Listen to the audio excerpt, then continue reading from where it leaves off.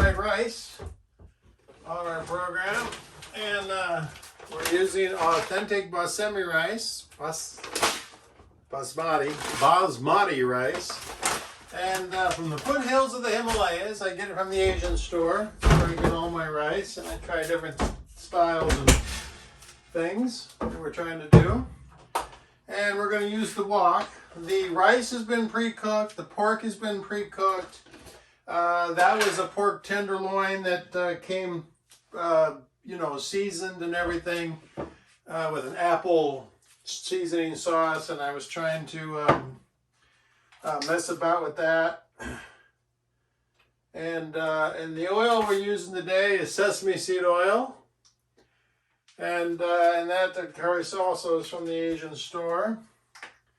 And since everything's kind of pre-cooked, everything but the mushrooms and the baby corns there. So we're going to cook them first.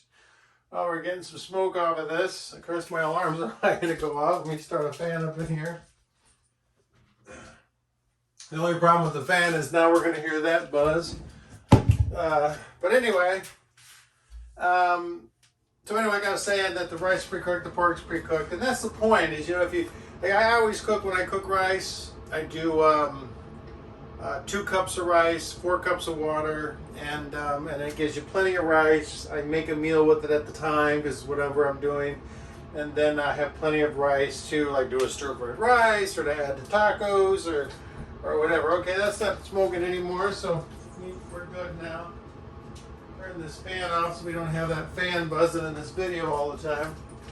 And I'm going to use some chia seeds because I like to add health to my situation. I'm going to use a little garlic and some soy sauce, and I'm going to use some hot sauce. And it's going to be pretty simple. It's a real simple thing to do. I like pretty much just a straight soy sauce type of fried rice.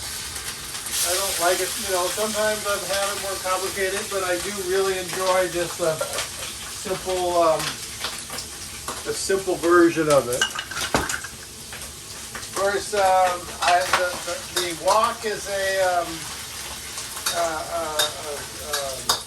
carbon steel wok, and because they claim that's the best type to use. I got it from Target, or not Target, Walmart. It was the cheapest one to get, like, $20 or $25 or something. I seasoned it and prepared food with it already once, and so it's ready to go. And that's what we're going to do. I'm going to fry up some of these mushrooms and my mini corns. Get them all cooked up. You don't really need to do much with that, but we'll go ahead and let that cook up a little bit. But, lately there's been more mass shootings, a lot of them, and people are looking for solutions. Gun people don't want to ban guns, other people do. Well, there's a couple solutions we can employ, like, why don't we get high school done by the time the kids are 16, like they do in Europe? And then the kids can go on to trade schools, or they can go on to the military, or a lot of times kids will take a year or so and travel.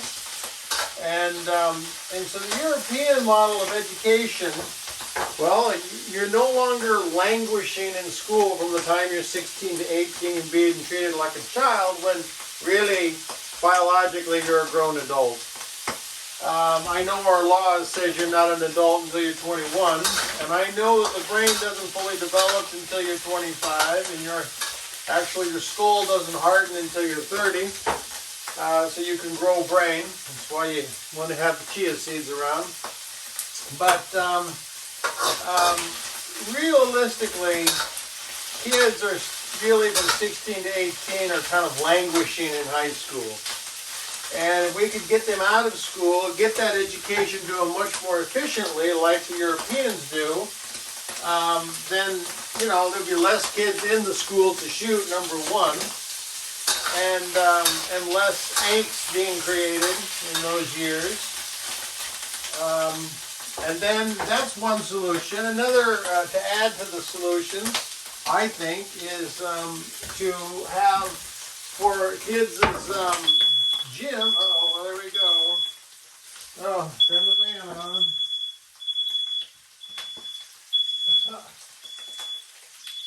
My above fan in the stove isn't happening. So it's not working. So I'm just using my main air conditioning fan. And anyway, what also we could do is, instead of armed guards in the school, we could have like kung fu and jiu-jitsu and karate masters in the school. And we could be teaching children from the time they start school, when they're 6 years old, 5 years old, 6 years old when they start, all the way up to when they're done. That we could be teaching them kung fu, jiu-jitsu, and these martial arts as part of their gym practice. Make gym a lot more fun. And then it wouldn't be voluntary or whatever. It would have to just try to get them outside.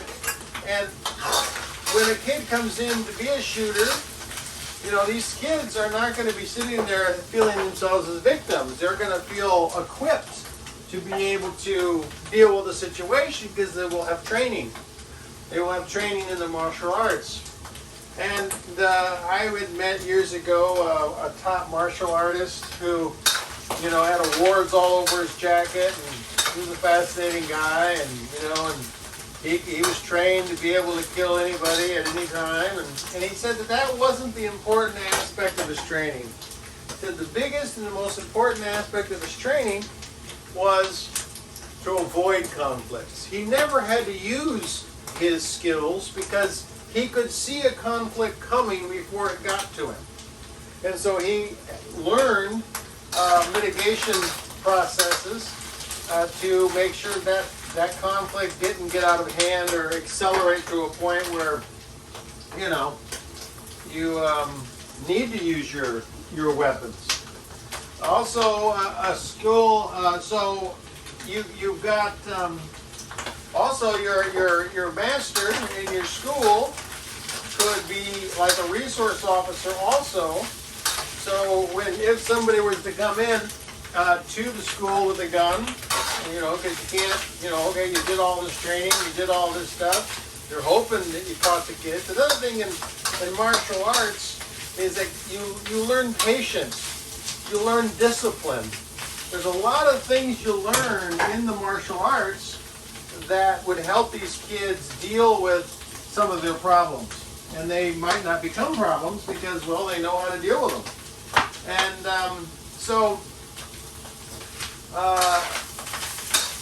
then the master in the school, you know, he could have stars and darts to be able to have non-lethal means to subdue a shooter when a shooter comes in.